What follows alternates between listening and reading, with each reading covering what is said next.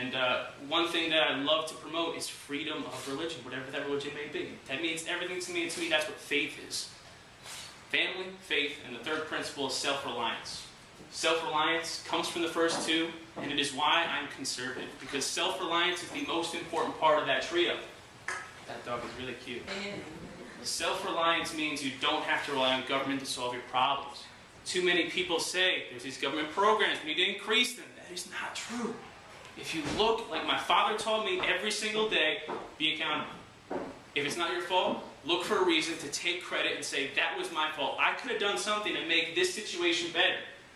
Take a leadership role. Take accountability. Don't rely on government. Find a way to do it yourself. Find a way to let businesses do it themselves.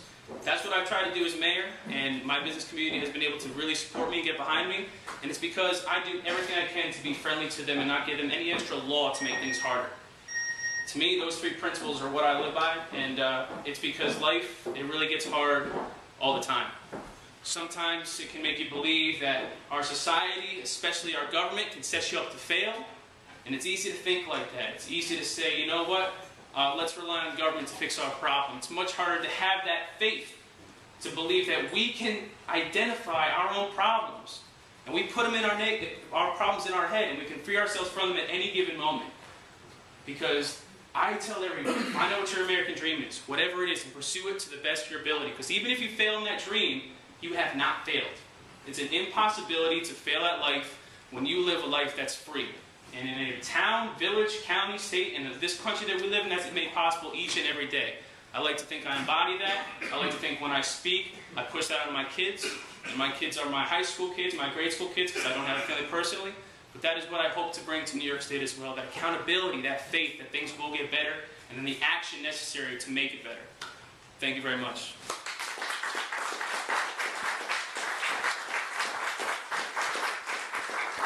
Are there any questions? And also to lead that in, I did start a Friends of Brian Maher committee and filed for assembly run for 2012. Yes, sir. Congratulations. Thank you. So 3 questions. Surely. 3 questions I posed to Colin. Awesome. Okay, first is more policy. Can you share with us where you stand on the issue of abortion and capital punishment? Absolutely. I am 100% adamantly pro-life, and I'll explain why. When my father's father was 16 years old, my grandfather, who I've met twice, drug addict, alcoholic, he got my grandmother, who I never met because she died when my father was 12, got her pregnant. And he said, "You're not having this baby. You're not having it." My father was not going to be born, but my grandmother ran away from home. She ran away, and she had that baby. That baby who ended up being my father. She saw it as a life at conception, and he did not. He saw it as something you could throw away. And if my father got aborted, I wouldn't be here. My 4 other brothers and sisters wouldn't be here. They wouldn't have kids. They wouldn't be a teacher. They wouldn't be serving in Iraq right now. Afghanistan, I apologize. Afghanistan right now. They wouldn't be doing all the great things they've been able to do. And it's because it's one crucial argument, and this is all it is. It's either you believe life begins at conception, or you don't. And I get in trouble when I say stuff like this, but it also means if you believe life begins at conception, even when it comes to rape, even when it comes to anything, you don't take it out on the child. You don't.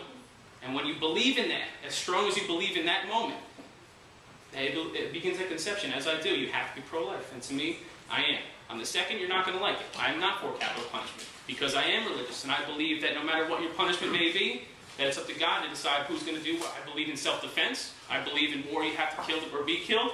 When it comes to capital punishment, I don't believe in it. Okay. The second question is more experience-based. Sure. So we know you're mayor of Walden. Correct. For the past 3 years. Can you outline for us any politicians or campaigns or think tanks or anything politically oriented that you've worked for or who you've worked for in the past? Sure. I worked for 2 nonprofit organizations. One is a more liberal think tank that was in Brooklyn. It was called the New York Public Interest Research Group. They did consumer protection, environmental protection, and what I did basically is I focused on one issue when I was in college, and it was the genocide in Darfur.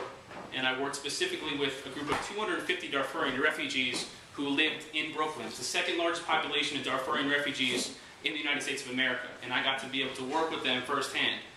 To me, that was the experience of my life. It inspired me to get involved and to become an elected official myself. I met some pretty amazing people who ended up actually going back over to Darfur to save their families and lost lives themselves. And it's something that I'll never forget, and especially the policy, talking about no-fly zones, going over to D.C. and Albany, and it just not being about an issue, but someone's life every single day, their family member whose arm might get chopped off. That made it real to me. It wasn't someone else. It wasn't in a magazine or a movie. Once you meet them and you look in their eyes, you equate that to your cousin, your little sister, your family. So those experiences and dealing with those policy issues, to me, it was more of a human side than specific policy, but that inspired me to get involved and do what I do. Any candidates or elected officials? Yes, Okay. absolutely. He knows this. Good. Okay. When I was... I planted him, Brian. He did?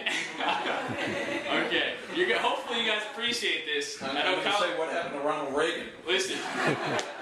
Hopefully you guys appreciate this. Colin's probably going to put a YouTube up later.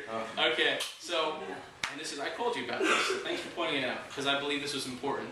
When I went down to D.C., I got an internship. I got a fellowship, I got $1,500 stipend, and I got to just stay at GW University. I was supposed to work in John McCain's presidential campaign, the campaign that was against the Obama election, the 2008 election. And what happened was, that was a time, if you guys remember that, McCain fired his entire staff. So I got down to D.C., I had nowhere to work. Everybody was gone. The interns got fired. The interns, they all left. He fired everybody, and I think you guys remember that. So I'm there, and I have no job, and they're like, well, there's another presidential campaign. You want to get on campaigns? I said, yeah, sure, who is it? It's Hillary Clinton.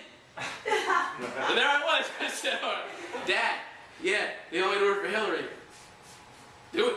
And I said, really? He's like, yeah, learn as much as you can. Conservatives, Republicans, they need to do what a lot of those liberals do. You need to learn their ways. So I'm in there, and Who was your next call to? Terrence Mahoney. Terrence! Is this okay? And what I did was, I walked in there, and I didn't say much, and if they asked me, oh yeah, I love Hillary, sure. And it was my first experience being political.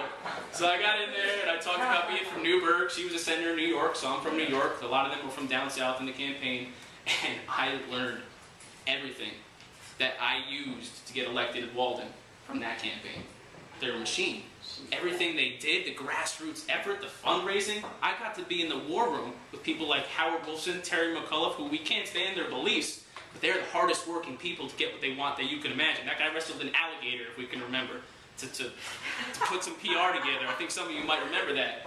And I got to meet these people and talk to these people, Patty Solis Doyle, Ann Lewis, liberal people, Democrats. But it was great for me. It was a great experience because although I disagree with them, I gained a mutual respect for people who just end their whole lives. They had nothing. I worked on the schedule.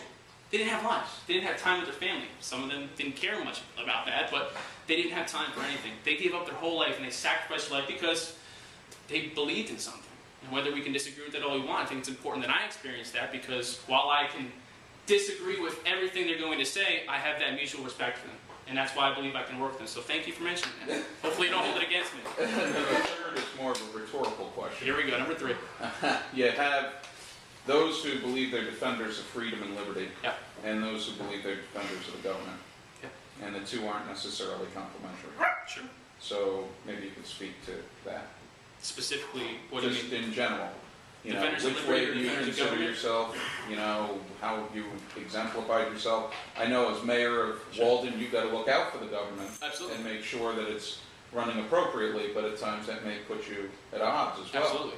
with people's individual liberties and freedoms. So maybe you can just, you know, I think it's a rhetorical I think it's a 2-minute really answer. 2-minute answer. You got it. That's it. You're done. Sweet.